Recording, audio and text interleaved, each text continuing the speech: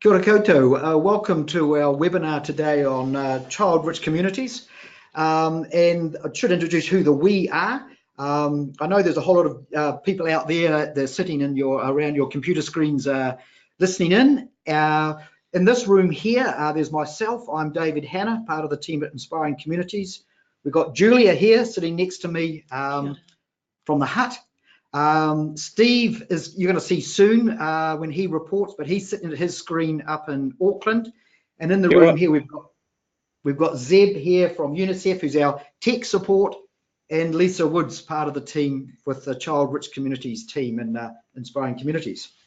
So in our webinar, for this next chunk of time, we get the opportunity to explore in really practical ways in two specific communities about what they're doing that really sparks and nurtures children and well-being of children and whānaus and all that other stuff that's important within local communities. So it's really cool to have some of that practical on the ground insight and ideas, and we look forward to hearing that.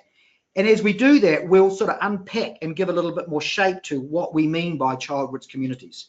And I'm going to do a little bit of an intro in the beginning on that. So that's a bit of the dull, dry bit before we get into the more insightful, practical experience on the ground.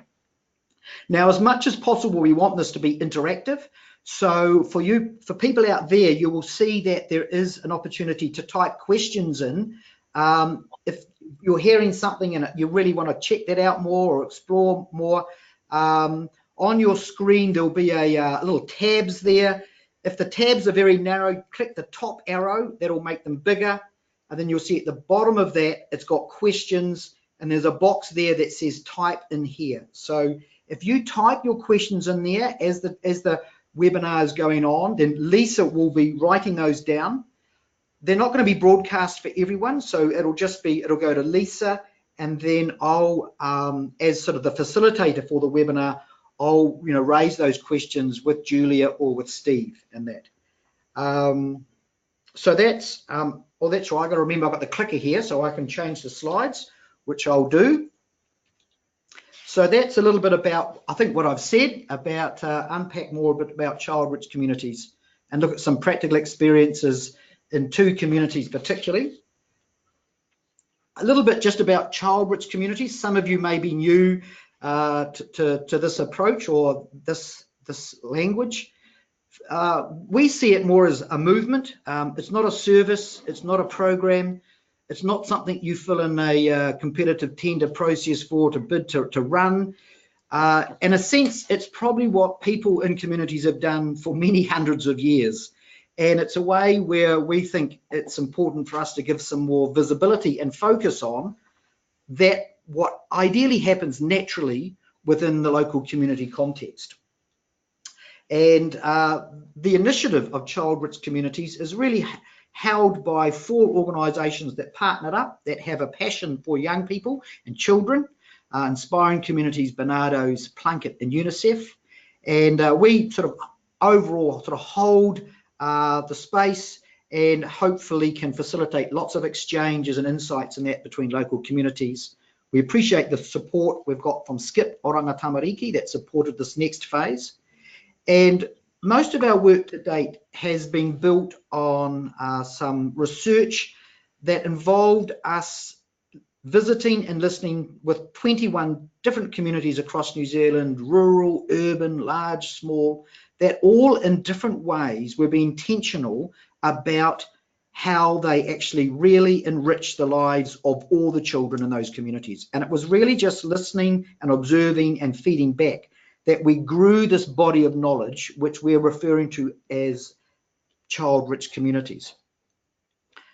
Why child-rich communities? Well, I guess we've all tuned into this because we all believe in the importance of how we raise our children. And we don't have to look far in the media to see the stories about the challenges when things aren't going well.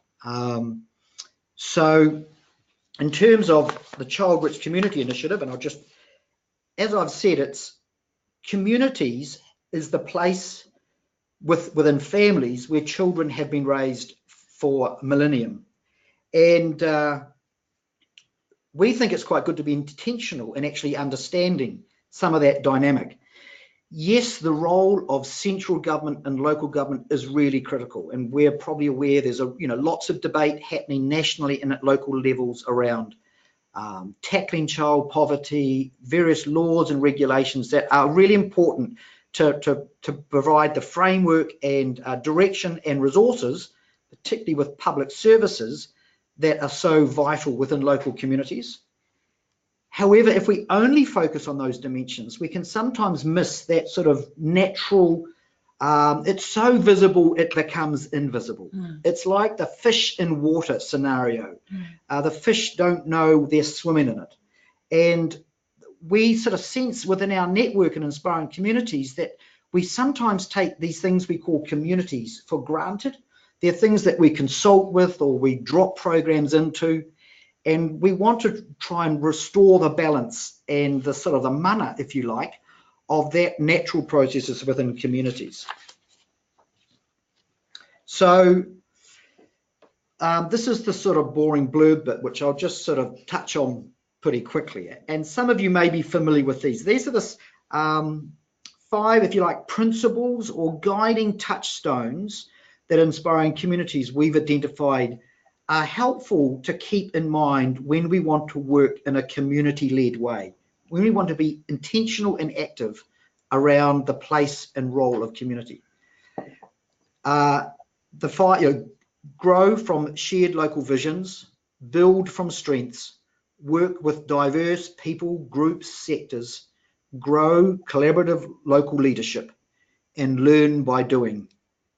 Now, I look at those 5 and see them as like strands of a rope, and they're all intertwined, and really none of them really exists by themselves, and they all are self-reinforcing and cross over. But we think they're really helpful way of framing and things to keep in mind when we want to move in this direction. And I'm sure when we hear from Julia and Steve, there'll be connecting with these points at various points through their sharing. I mentioned the observations we did with 25 communities. But before I do that, this is the new, we're really proud of this. This is our new sort of diagram to try and actually illustrate those principles and what they may visually look like. And so if you see there, the centrality, first of all, of the whenua, of place is the given on which we live and sustain us. Then our journey with an Aotearoa and our commitment to Te Riti o Waitangi, acknowledging the place of tangata whenua and the various mana whenua around the various places is that central place.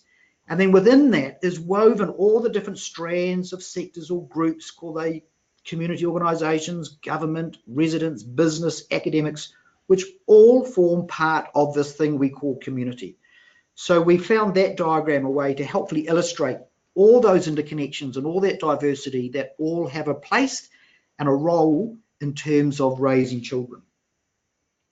I mentioned the 25 communities that we spent some time in and observed. We brought people from those 25 communities together for a day of sort of shared learning, and out of that the language formed around these touchstones, if you like, that form part of this approach: engagement, empowerment, connection, collaboration, relationship focused, responsive, and holistically thinking and working. And in today's webinar, we've invited Julia and Steve to sort of focus a bit more on the first 3 around engagement, empowerment, and connection. And again, the reality is these are all interwoven, so they don't exist as separate points in that. So that's a little bit of the overview, and that's a bit dry. And now we want to move into hearing from, first of all, we're going to go up north, and Steve, don't get too shocked. He's in a t-shirt, apparently. He says it's warm in Auckland. I'm not too sure if I'd go that far, but in Wellington, we've got a bit of a southerly blast. So we've sort of been sitting here with our woolly jerseys on and scarves. But such is the diversity of our geography. So what we're going to do, we're just going to do some switching technical things. We're going to pass over and give the screen to Steve. Remember questions. Remember that arrow and type in some questions. Have we had any questions today, Lisa? No, but I'm sure Steve will just promote a whole prompt a whole lot of questions. So Steve, we'll pass over to you. Welcome, and we look forward to hearing some of your initiatives and stories there in the North Shore, Auckland. Steve. Great stuff. Can you see and hear me okay? Great stuff. Kia ora koutou. Thanks for having me this morning. Lovely to be on the bill with lovely Julia Mill from Common Unity. I'm a bit of a Common Unity fanboy up here in Tamaki Makaurau. So yeah, great. Looking forward to hearing what you've got to say later as well, Julia. So my name is Stephen McCluskey, and I coordinate a project called Sure to Thrive, and I'll just get my slideshow starting. Steve, just to interrupt you as the bossy or interruptive sort of facilitator, if you can just push F5 on your computer, It's done. That's there great. We go. We're off. That's good. Sorry. So for the past couple of years, I've coordinated Sure to Thrive, which is a partnership between Auckland North Community and Development and the Takapuna Methodist Church on Auckland's North Shore. It aims to build on existing strengths and assets to contribute to improve child and family well-being on the North Shore through community-based activities. We aim to activate individual and community resources in ways that grow generosity, connection, and social capital.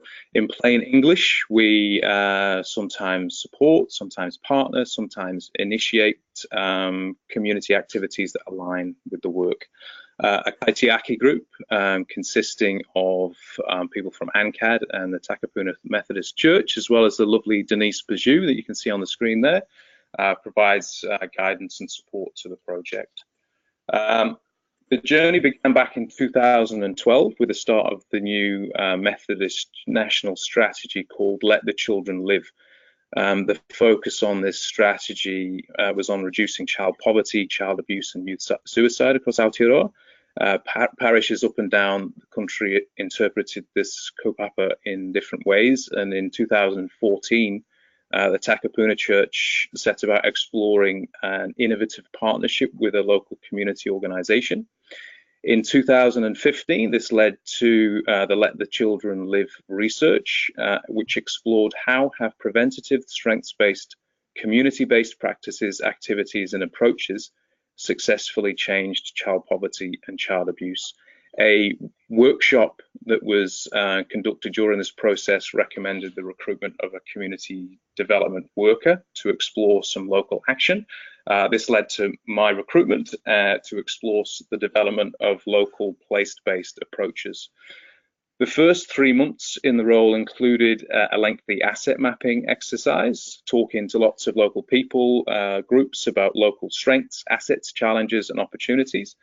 This led to an initial focus on Bayswater and Belmont on the North Shore. It was felt there were some fantastic communities here with an appropriate level of community readiness for this kind of work. Also a community facing some challenges, but opportunities that aligned with the spirit of the work. Drawing on community-led development principles and international research, partnership with local people is based upon the principles that you can see on the screen there. There's an underlying social justice intent around enhancing connection and well-being. The project has developed with the recognition that there are pockets of hardship in generally wealthy areas in Auckland, and the effects of that can be exacerbated through being situated in such an area. As well, investment in the alleviation of poverty and hardship in these areas is often sparse. The big idea is that by getting alongside local people and supporting them to be part of making their local place the place they want it to be, those in hardship will be supported to activate resources that already exist locally, and this activation can help alleviate some of this hardship. Sure to Thrive has been involved in a range of local people-powered initiatives that illustrate practical examples of the principles of engagement, empowerment, and connection being highlighted through today's webinar. The different projects have mobilized the local community and have used unifying, non-stigmatizing approaches to do so. The Bayswater Clothes Share and the Kaitahi Bayswater Dinners that I'll talk about shortly are good examples of this, attempting to activate individual and community resources in ways that grow generosity, agency, connection, and social capital. I think my favourite initiative over the last couple of years has most definitely been Kaitahi Bayswater. It's a community dinner that brings, well, Kaitahi means shared food, eating together. It's also a free monthly people-powered feast that brings the local community together to share a meal made from rescued food. The dinner's blossomed through conversations with a local mum and business owner last year. The meals are created mostly from food supplied by our friends from food rescue organisation Kiwi Harvest. They collect good food from supermarkets before it goes to waste and pass it on to community groups and charities. Meal preparation for the dinners is done by teams of local people volunteering in shifts through the day of the dinner.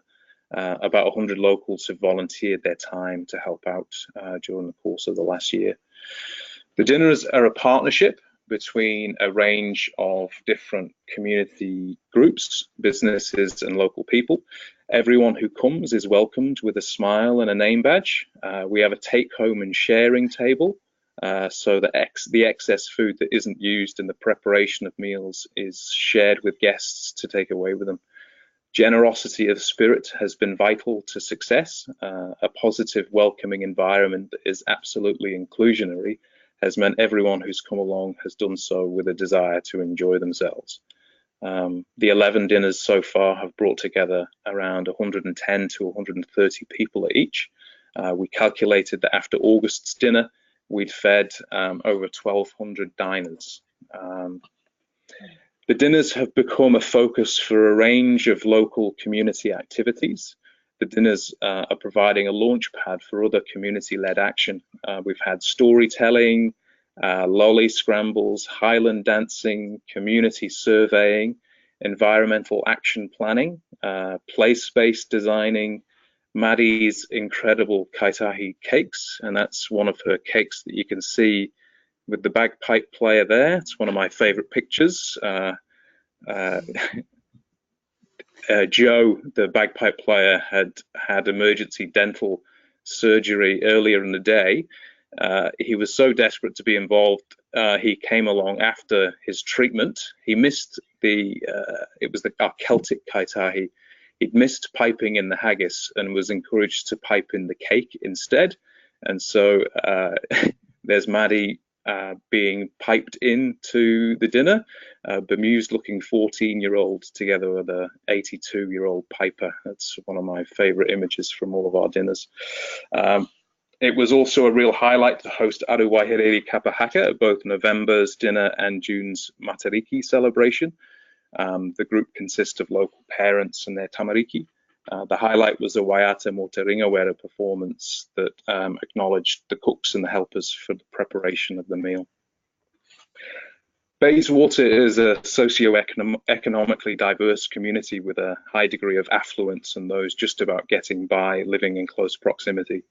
In addition to a significant number of housing New Zealand units, there are a large number of Navy personnel living in the local community, often with one parent away at sea. These family-friendly community dinners have helped to bring a diverse group of people together and overcome isolation. The dinners support those who are struggling financially. There are numerous examples of how the dinners make a positive difference for local families experiencing challenges. These include a grandparent who is single-handedly raising grandchildren on a benefit, a single mum who is raising her 5 children alone, and another local family with a newborn without extended family support. The dinners are a great example of people coming together in their community to help others. Others they may not know at the beginning of the event, but who they are certainly well acquainted with by the end. Many of those people are highly skilled and competent cooks, others not so much. and they can come into the kitchen and learn. The special atmosphere that has been shaped in the kitchen means that those skills have been readily shared and passed on to those looking to learn. Elsewhere, we conducted a community wellbeing survey. We did this back at the end of 2016. The purpose of this was to get a better understanding of living in Bayswater and Belmont from those who know the area best, local people. 6 local community volunteers supported this mahi with a presence at a number of community events and facilities. We heard back from around 300 people. The information and feedback was used to inform future activities supported by Sure to Thrive. Though under 18s weren't able to participate in the survey, we were keen to ensure children's voice was heard and staged events so that children could feedback about their experiences. We held a community wellbeing survey walkthrough event at a local cafe. The purpose of this session was to feedback to people what had been said in the survey and offer people the opportunity to help us make sense of it all. We asked people to prioritise areas for action and whether they thought anything had been missed. We had about 40 people come along to that event. We had a series of large posters laid out that summarised results. We asked people to consider questions around prioritisation and energy while they were walking around and talking with each other. We deliberately framed these positively so that we could kindle constructive conversations. This event led to the community dinners, as well as a number of other initiatives, including the work that was done on safety along Bayswater Avenue. The safety of people, and particularly children along the avenue, was a particular concern that emerged from the survey and walkthrough event. The concurrent Auckland Transport Lake Road consultation was an opportunity for the community to come together as walking and cycling improvements along Bayswater Avenue were being considered as part of this exercise. Sure to Thrive partnered with local community groups, the local community constable, local primary school teachers and parents to run a public meeting so that the community could grasp the opportunity, raise their concerns and collectively organise. A key focus of the conversation was enabling the voices of children, and Bayswater school children presented their concerns at the public meeting. Following the meeting, Bayswater children led the way with creative submissions and a presentation to the Devonport Takapuna local board to guide future action. Drawings of the children's visions for a safe and improved Bayswater Ave were created. The data from 208 students was gathered, as well as a selection of visionary videos, and you can see stills of those videos on the slide there. Auckland Transport Planners leading the consultation also heard the presentation. This led to close involvement in the consultation process and the children's ideas for the enhancement of the road being heard and incorporated into the consultation feedback document. Cool.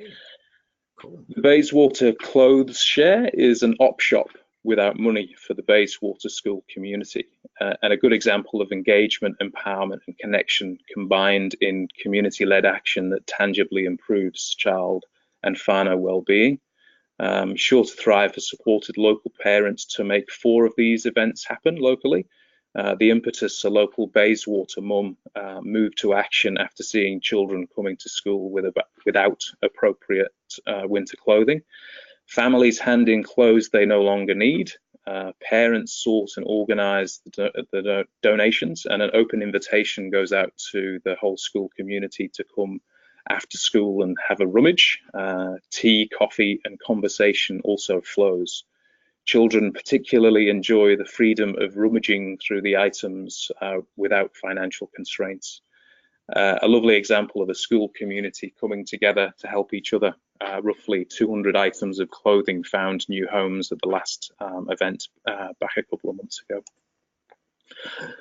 Sure to Thrive has supported the growth of the Ngātaringa Rat Pack, a local group that monitors the bait stations that control the rats that harm our native land and shorebirds. It was initially one man baiting out of his garage. There's now a group and a great connection between local conservationists and the Bayswater School and Enviro Group. Regular cleaning up, setting and restocking rat control as well as playground stops along the way, which is very important, boosting empathy, connection, and caring for the local environment. We've received feedback from people involved, including this. The kids and adults work together in a common aim, learn from each other, and learn about their local habitat. It's also a nice, friendly walk in a lovely setting. It's quickly become part of our lives, and it's helped both me and my son socially. Repair Cafe Auckland is a partnership that's developed between Sure to Thrive and the team who run the Devonport Community Recycling Centre. Repair cafes are free pop-up events where people bring broken and damaged belongings, and local volunteer experts sit down with them and do their best to fix them for them. It's all about bringing people together, connecting local people in their communities with others who are happy to share their skills and knowledge, saving people money and reducing the horrendous amount of material that ends up in our landfills. The journey began with an event in Bayswater in July 2016. There was a huge amount of interest in this event, and it led to a successful collaborative Auckland Council Waste Minimisation and Innovation Fund grant. It seems bigger than Ben-Hur now. Repair Cafe Auckland has subsequently supported 20 events with 13 different community partners in 14 different locations across Tamaki Makaurau, from Matakana down to Papakura. Over the last 18 months, the events have saved guests well over $60,000 on the cost it would have been to replace the 700 or so repaired items. More importantly, though, the events have brought a lot of people together, created relationships, and have increased people's sense of self-worth. Some great stories about volunteer experts, particularly some of the more senior participants feeling valued and useful. The fixing of things provides a wonderful platform for community connections, and hundreds of volunteers have been involved sharing their skills. The initiative received a Auckland Community Zero Waste Award at the end of July, which is pretty cool. More events are booked for Browns Bay, Birkenhead, Sandringham and Unsworth Heights in the coming months, with further events planned in Grey Lynn, Glenfield, Bayview, Bayswater and Panmure. What's been really heartening about all of this work has been the enthusiasm, contribution and participation of local people, how people and community will heartily give their local wisdom and energy if given the space and opportunity to do so. People are busy, but they care and they are passionate. It's been great seeing the exciting, unforeseen tangents and directions that emerge when working in this way. Community-led development is not a panacea for complex issues like child poverty, but from our little corner of Tamaki Makaurau, I'd say there was plenty of appetite for a movement and solutions that capture the vital role of community. Steve, thank you. That's a sweep through a whole range of initiatives that you've packed into that 15 minutes. And while you've been sharing, there's been some questions coming in, which is great because, you know, that's triggering some things that we've got some time now, Lisa, to answer some of the questions before we. Yeah, so just to remind people, some people have said that they've got questions and just you need to type them in that box. So in that panel there, click on the big arrow to make the box bigger. And at the bottom of the box, there's a questions and there's a little box that you've got to type in. So if you keep typing those in, some of you are, and we're going to share those. I love that word you said there, Steve. You talked about Kindle something. And first of all, I thought, oh, did they put it on an electronic reader? But I like that. So that's an idea of just starting something. We were kindling creative conversations. Also a fan of alliteration. Yes. No, I like it. Survey. Yeah. So that was something Denise and I worked on together, and we were we'd had all of this survey information. We'd asked people 32 questions based on quality of life survey questions, but also combined into a local context. And we had this wealth of information, but we wanted local people to come and say, okay, what next? Where's the energy? What would you like to work on? And so it was really cool. We had people do a little sticky dot exercise. They came along and they said, okay, yeah, I'd really like to see Sure to Thrive supporting initiatives relating to this activity or to that activity.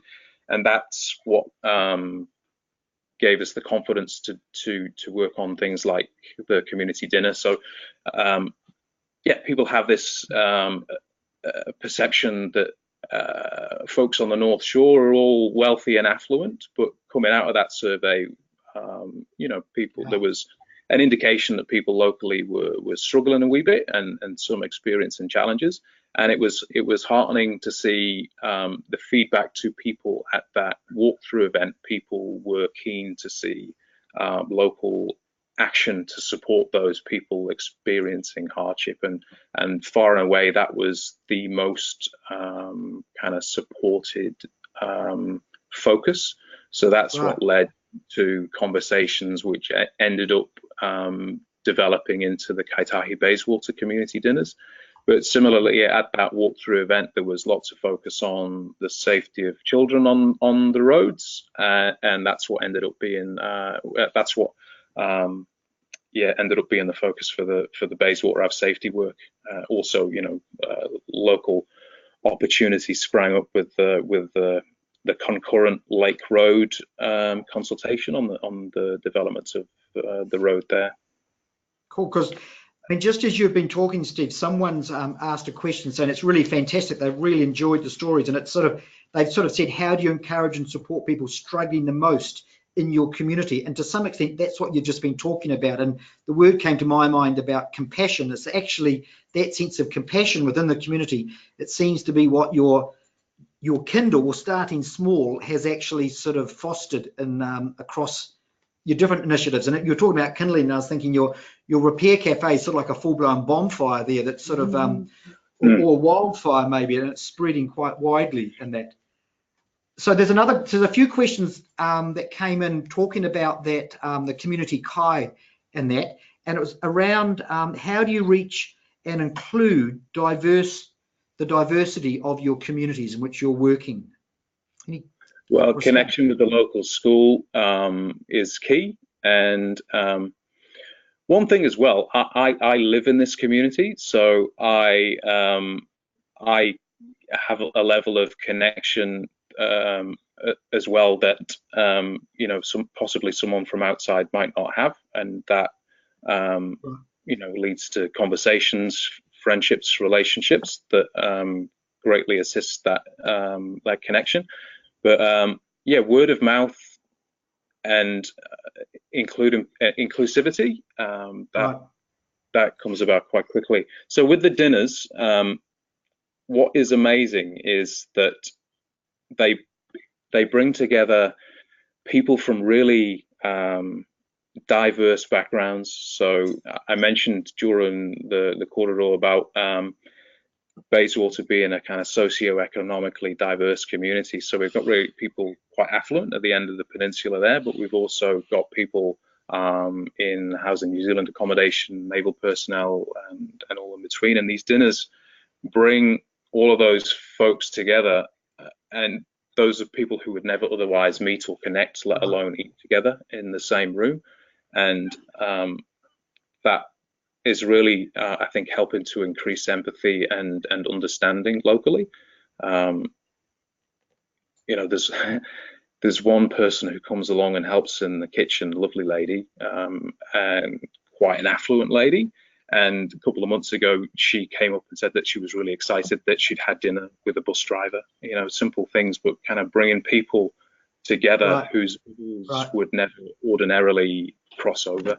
And a flip question, Steve, sorry, around that. So about diversity. Someone's asked, is there a risk, or how do you stop a certain group or people maybe taking over that or any other event that, you know, some group may claim it and dominate, and that may keep others out? How do you keep that diversity and that flow? And is there any so to use the dinners as an example,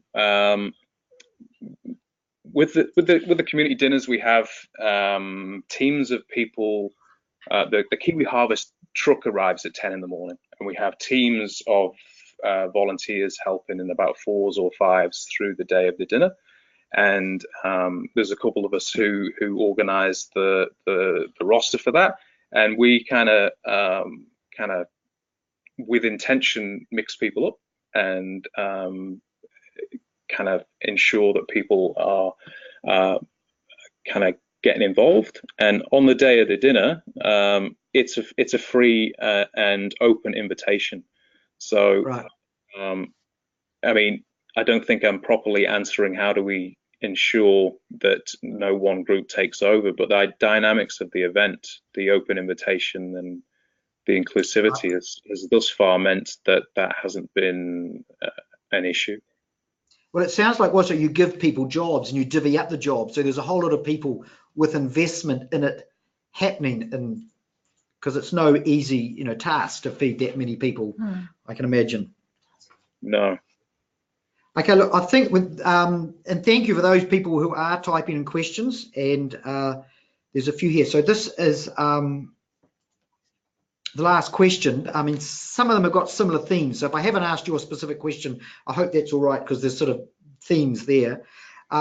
This is similar. How do you ensure all the voices were heard? And particularly like in terms of children, like, in terms of children who may be a bit more reserved or not outward going, in terms of any thoughts about cross-street activities, what you helped to facilitate the voices that are not so much heard in public events or gatherings?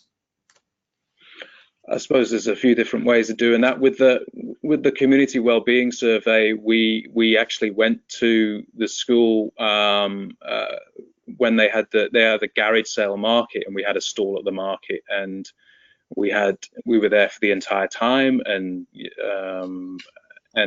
enabled people to come and engage at their own pace and at their leisure. And we had lots of children come and have a talk with us then as a consequence. My little girl goes to the school as well, so that was another way of Alice was the connection with the other children from the school, so that helps at the community.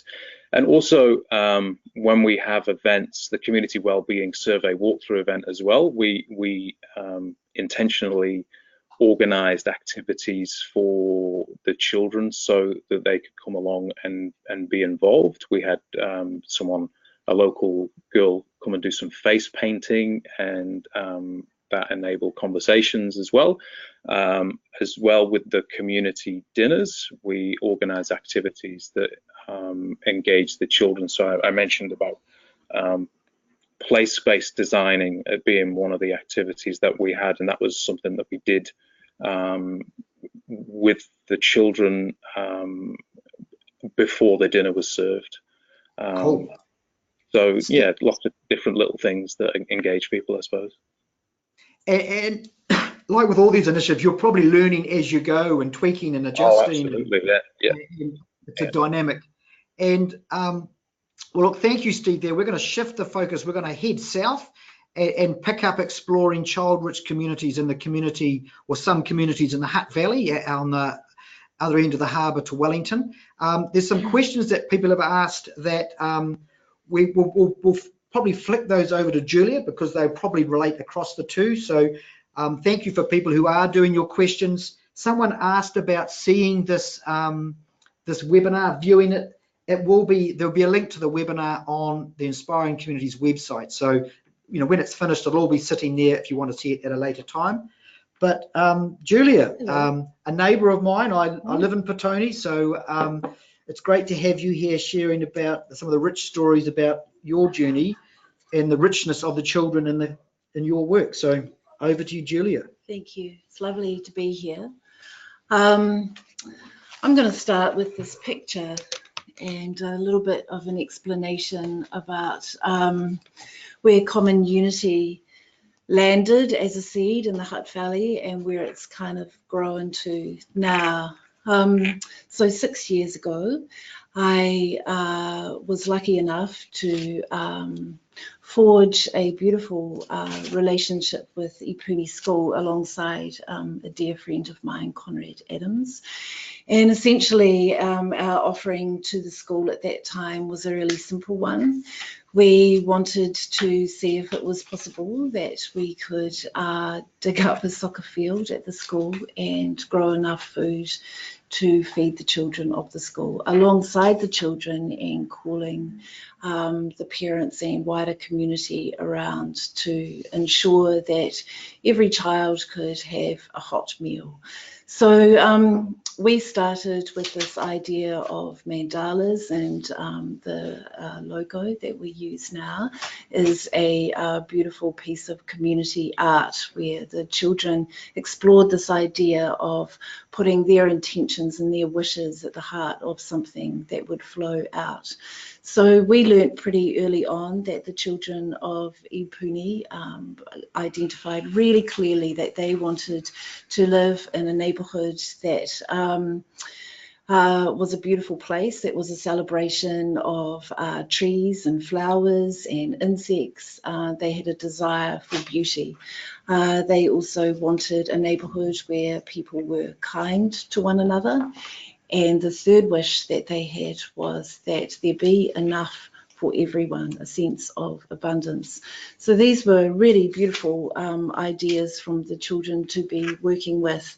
So we merrily dug up the old soccer field, which to this day has become a rather beautiful little urban farm.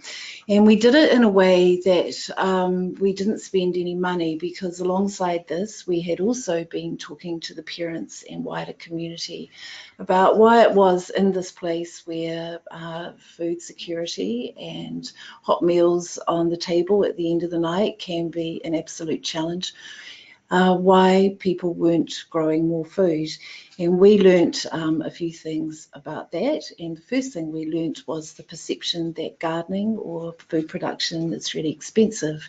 So we wanted to essentially take resources within a 5-kilometre radius of the school and use that as a way of being able to create a garden. So what you can see here is old carpet that's been used as paths. We've got lots of tree chip, and we've got lashings of lawn clippings that we've put down to start forming the beds of this beautiful mandala garden. And I think this was our very first planting, which was potatoes. And so all the children gathered their potato peelings from home, brought them to school, and we bought a bit of compost. We had no funding, and we weren't even a charitable entity at all. We simply fundraised by allowing the local lawn contractors to come and dump their lawn clipping for a koha. And if you're going to consider doing that as a way of funding your community project, just be mindful that you'll end up with lots of trailers of people trying to get into your school grounds. So that was lots of learning in that space, but what we were able to do is just fund it completely ourselves and make this really strong declaration to the community that we didn't need lots of money, because what we had learnt was that we had time. A lot of us weren't working. There were a lot of people on benefits in our community, and we had one another to learn from, and we had our children at the heart of our decision making. So we started changing the language a little bit, and we talked about our children being farmers. We talked about them having one hand for receiving and the other hand for giving, so that we could develop this idea of reciprocity and sharing. We deliberately didn't frame our garden as a community garden. Instead, it was all around the children growing their kai to feed themselves, and we were there as kaitiaki, as guardians, as parents, to ensure that they could realise this beautiful collective call to action of them feeding themselves.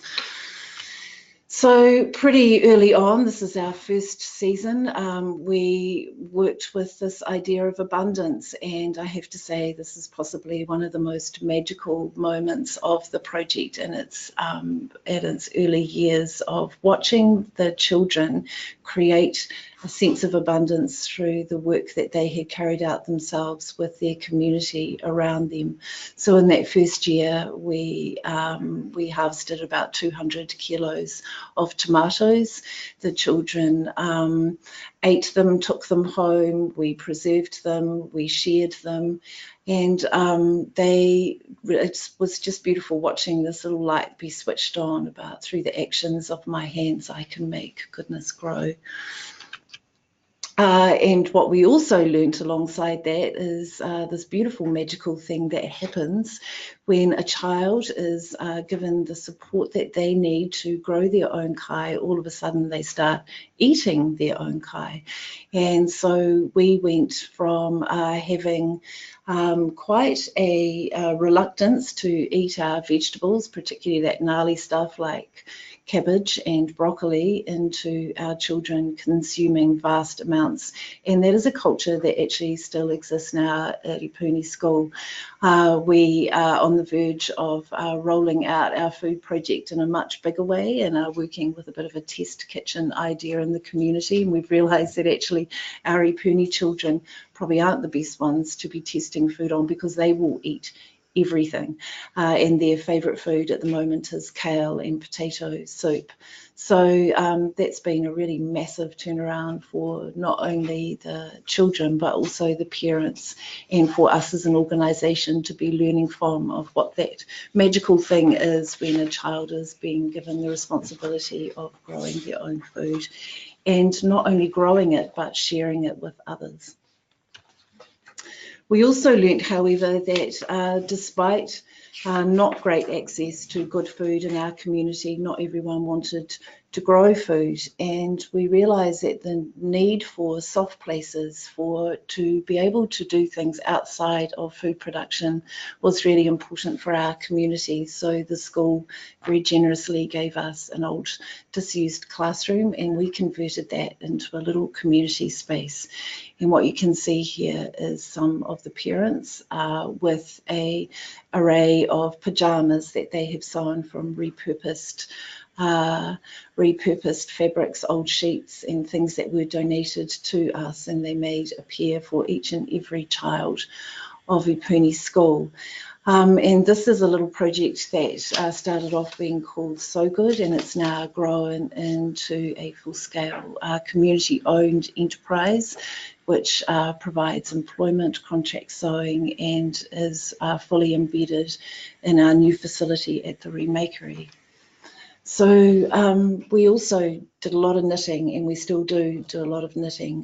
One of the most beautiful projects for the children was to be able to sit with people from the wider community once a week and knit beautiful blankets together, and we call that project One Small Piece. And it really is the idea that we as individuals are a small piece of something bigger, but that in a practical sense, we could produce small pieces of knitting and stitch them together into community blankets, and that together we are warmer. This project is also morphed into a much bigger project now, and we are able to provide out those blankets into other places and spaces in the wider community where warmth is needed by vulnerable people. So 18 months ago, it became really apparent that we were busting. We had reached about 21 different projects, and we were oozing out the sides of our little classroom. So we took on, with much love and support, an old plaster factory that is almost opposite the school. So we moved out of home, but we didn't go very far. And this is a group of children, a family of children that have just picked up their bikes from our Recycled Rides initiative. And that's just one of the 21 different things that we roll out of this space in place now. In that doorway, just to the rear of the bikes, is our little Koha Cafe, where we open the doors every day as a community space, and people can come and drink coffee. They can knit, they can share, they can make art, they can spend time with their neighbours. And what we're finding more and more is this beautiful enrichment of diversity.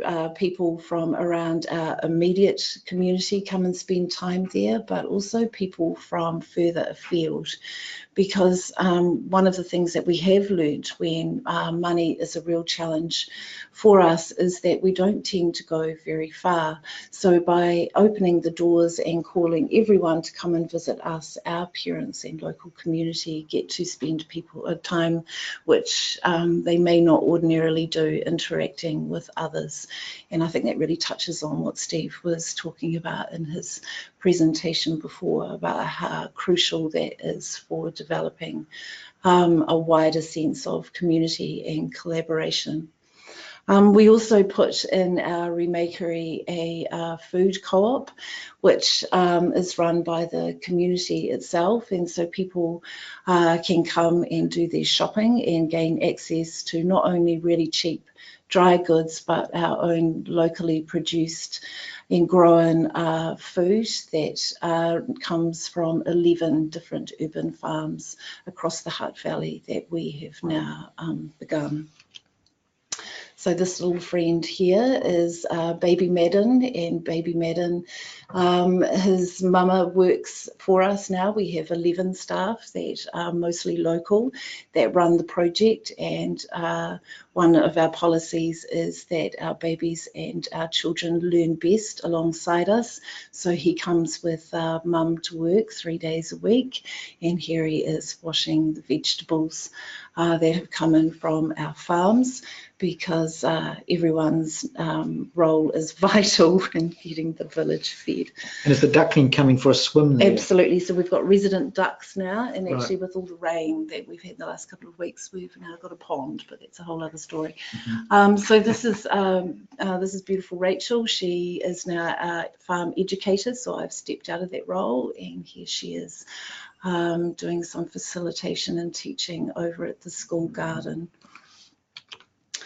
So the remakery is 1,500 square metres of community space. So we're really fortunate to be able to set up an art lab, a community art lab for our children to come and use and play in, and that's all supported by local community members and volunteers who just come and teach and sit with the children. We're really into this idea that art is also another way that we can collaborate and do beautiful stuff that keep our children very much at the heart of our activities, including, this is a workshop that was all designed for parents who wanted to create resources for nature plays. So more and more we're moving into this idea that we don't need money to buy the things that our children need. So here we are making beautiful nature-based toys, and I just love this photo because that's a nana with a grandson that has enrolled to come along and make gorgeous things in a facilitated manner. Oops. Working with our wider community and involving as many groups and organisations that we possibly can is really important to us. So this is a group of rangatahi that attend a local high school, and they partner with us now to produce meals for the Women's Refuge, and all of the produce that is used for the production of these meals comes out of Rimataka Prison, where we have now got 5 micro farms up there.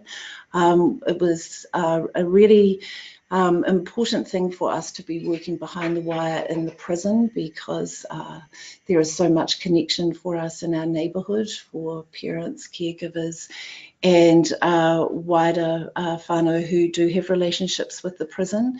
So we wanted to be working and growing food up there, so we go up there once a week.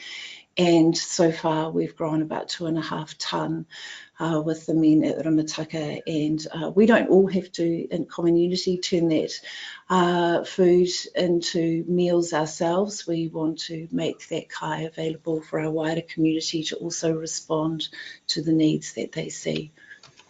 We have an annual Christmas party for our local children, and that's a really magical thing, that we set up the building as just a beautiful play space, and all the gifts that you can see have all come from our wider community. And working with a sense of magicalness is really important to us. This is actually a bike float. We have a group of resident artists in our building who are called Lucid Dream Bikes, and they make these extraordinary bike floats and have parades through our streets, because sometimes when things are tough in our communities, that sense of wonderment and magic is lost. And what we're hoping to achieve here is to revive this idea of hoping, dreaming, and being able to have a childhood that is completely filled with magic and inspiration from the elders that surround us. Is that the elephant in the room? That really is the elephant in the room. Wow. And the elephant in the room can be a really glorious thing. Yeah, yeah. Let's reclaim that phrase. Absolutely. Yeah, let's celebrate elephants in the room. Yeah. So I'm really happy to answer any questions, because I think my time might be up. Well, it is. Well done, Julia. And that's I've got some questions here, and it's great to get that sort of overview and the lovely pictures that tell the story about what's unfolded in all the initiatives, starting off in the school and then spreading out into prisons and into old factories and the like. So some of the questions people have sent in, and there's a question there around middle class and the whole socioeconomic class thing, about the whole dynamics of the risk in communities that these things get caught up or captured possibly by middle class, and what's the extent that people from across the socioeconomic divide are part of shaping and owning what's happening in that. So you just want to... That's a really good question. And, you know, the opening the remakery was a bit of an experiment. We didn't really know what was going to happen when we opened the doors and just said, please come. So there is a really diverse mixture of people, both local and both from other places. But I think it's something that's really worth celebrating. And what we are noticing is that our so-called middle class, I don't really know who they are anymore, but come and be with our community in a way that is really gentle. And I think when we set up things like our food cooperative, where that's an absolute mix of people who are on very low benefits and have not got good access to food at all, alongside those in the community that just love the idea of plastic-free food cooperatives and being involved in a kind of slightly different needs, I think, rather than just access to cheap food. But what we notice is the possibility for mentoring that evolves and grows from that place. So I think mixing everyone up like that is something to celebrate and be really joyful about, rather than trying to keep any group out or hold anyone at bay. Great. There's a very specific question here. Someone's asked for your three top suggestions for encouraging and hearing community voices when you're exploring a potential initiative. So what are three ways that you really encourage hearing the different voices in the community? That's a great question. Having places where people can leave their ideas quite literally. We have a community on the wall of our living room where people can drop notes or leave ideas. Having a community cafe, a place where people can go slowly. So to be able to sit down at a table and have a cup of coffee, that's really cheap and accessible. And the other thing I would have to say is playing around with things like time banks. So we've moved completely away from the idea of volunteering, but more into encouraging people to become a member of the project and transacting without money. So we have a time bank that operates within our building and also spills out into the wider community. And I have to say that's a pretty genius thing to do, because it's really equalising in terms of time and money equivalency. Cool. I'm just going to do a check with Lisa for how we're going for time. We've got another 5 minutes. Good. So some questions we might open up. I might ask a question for both of you to reflect with, because some of the questions came in for Steve, and they do, you know, link to common themes, what you're sharing about. There's a question here that wants to talk about the whole idea of social justice and child poverty, noting that a lot of the child-rich community came out of that concern about child poverty and that.